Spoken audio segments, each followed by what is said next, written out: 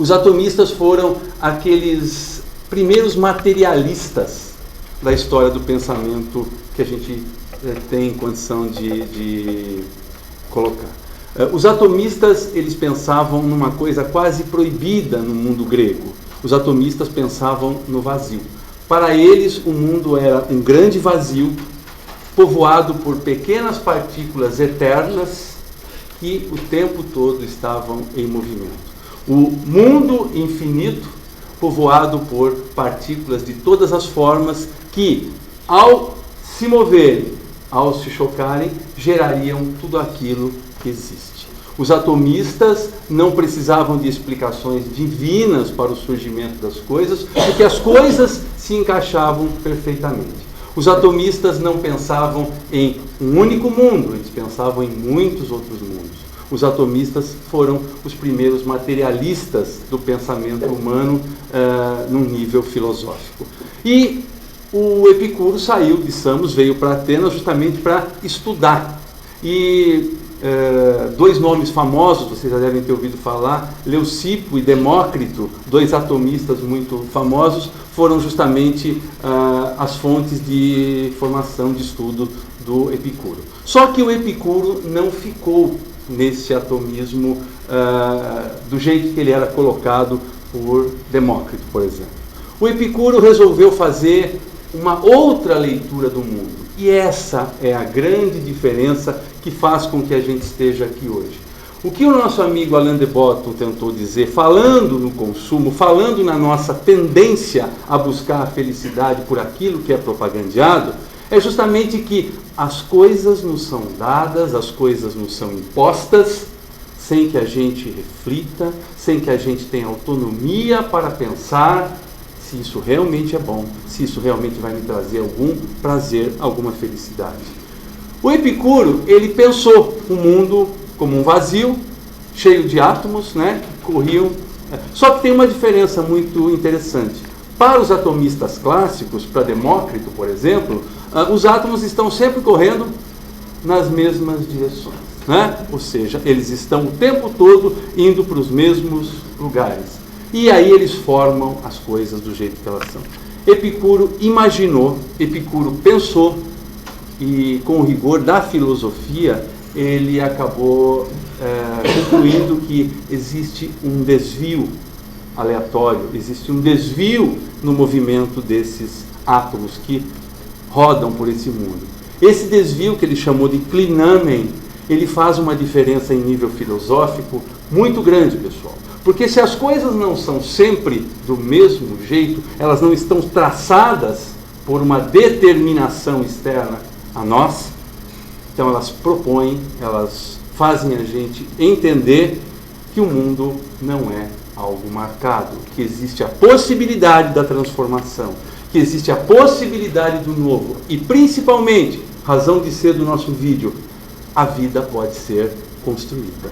O que vai acontecer comigo pode ser decisão minha. Já pararam para pensar nisso? Não existe um plano traçado, não existe um sentido dado para a minha vida. O Epicuro, 300 anos antes de Cristo, pensou desse jeito. Ele falou, opa, as coisas não são dadas, as coisas não são marcadas, as coisas não me são determinadas de fora. Eu sou o autor, eu posso ser o autor da minha vida, porque o mundo não é marcado. Isso faz uma diferença no nível do pensamento desse filósofo muito grande, a ponto de que ele acabou sendo diferente daqueles filósofos que com ele conviveram. Eu vou só dar um parecer assim, um pano de fundo. O Epicuro viveu efetivamente, né, nasceu em 341 a.C., e ele viveu na época que a gente chama de helenismo. O helenismo, aquela época em que, marcado pelo momento em que as cidades gregas, a polis, acaba sendo desfigurada na sua autonomia, no seu orgulho, né?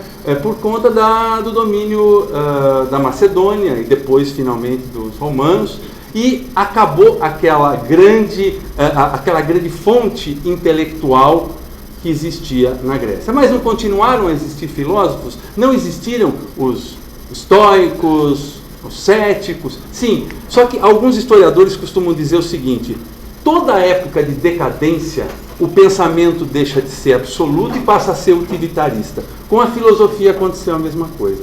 Os grandes sistemas de pensamento socrático, platônico, aristotélico, eles que eram sistemas, efetivamente, não só de pensamento, mas de conhecimento, metafísica, dialética, lógica, no lado do Aristóteles, esse tipo de pensamento, esse tipo de construção intelectual deu lugar àquilo que a gente chama de prática, ou seja, vamos buscar dentro desse conhecimento aquilo que é melhor para a nossa vida.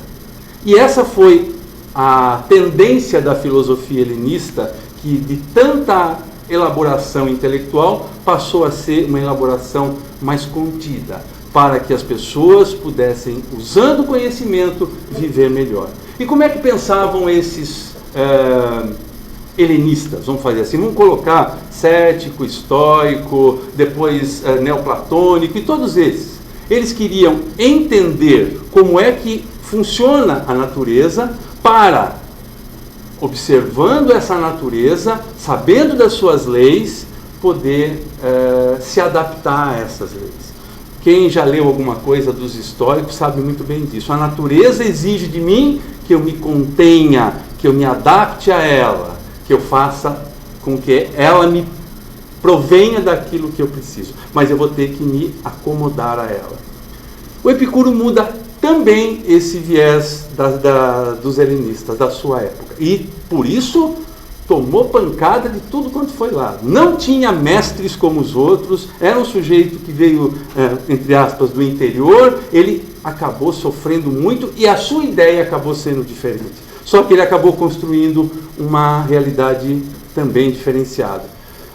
O Epicuro não pensava em entender as leis da natureza para depois me adaptar a ela.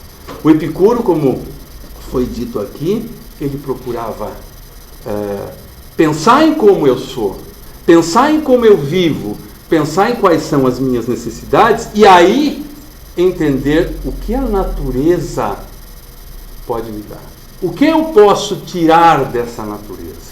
O Epicuro, enquanto os outros eram ensinados a se conterem, o Epicuro falava: eu me conterei a partir do que for a minha natureza e exigirei da natureza aquilo que for importante para mim. E aí vem uma diferença muito grande, porque ele passa a pensar no ser humano, nessa interação com a natureza, de uma forma diferente.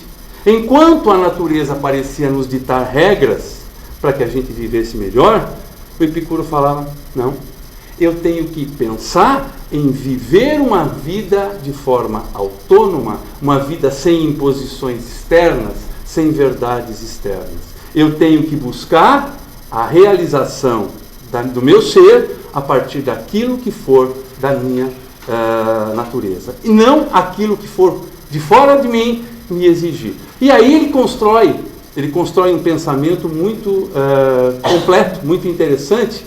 Só que para isso, como bom filósofo da natureza, né, como eles são chamados, é importante falar do Epicuro nesse sentido, porque pouca gente comenta isso. Apesar de ele ter vivido depois de Aristóteles, que veio depois de Platão, que veio depois de Sócrates, sua forma de pensar o mundo era muito parecida com os pré-socráticos. Por quê? Porque ele construía uma física da natureza, ele construía um entendimento sobre esse mundo para poder colocar o seu pensamento. E digamos, de uma forma muito bem articulada. Então, vamos pensar um pouquinho. Para eles, eu queria só construir esse pensamento físico do Epicuro para que a gente pudesse entender depois o que ele propõe e vocês entenderem esse viés que o Alain de Botton contou. O mundo é povoado por átomos. Esses átomos se chocam aleatoriamente, já havia sido banida, os atomistas tinham sido muito bombardeados, criticados por serem materialistas. Porém, eles ainda seguiam o velho paradigma de está tudo estabelecidinho, nós temos um sentido para tudo, uma verdade única para tudo. Epicuro rompe com isso.